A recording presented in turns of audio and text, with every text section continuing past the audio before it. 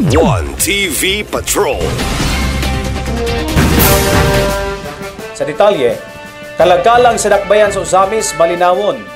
Malinawon ang kinitbuk-ang palibot sa mga pribado o publikong samang sa dakbayan sa Usamis atol sa pagdumdum sa adlaw sa mga patay gikan sa Nobyembre 1 hangtod 2.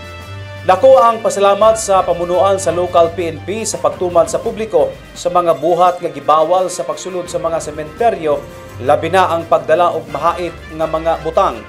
Kompleto ang presensya sa mga PNP personnel nga gipangpahimutang labi na sa mga dagkong samang gikan sa Barangay Tabid, Bagakay, Laman, Aguada ug Labo.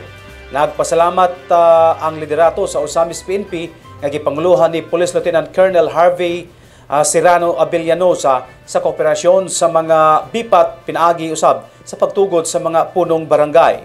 Aktibo usab ang partisipasyon sa mga personnel sa 2nd PMFC, Bureau of Fire Protection o Bureau of Fire Protection Usamis, Philippine Coast Guard, AFP Reserve Command, Philippine Red Cross ug uban pang mga organisasyon nga voluntaryo usab nga biserbisyo sa mga sa maong nga adlaw.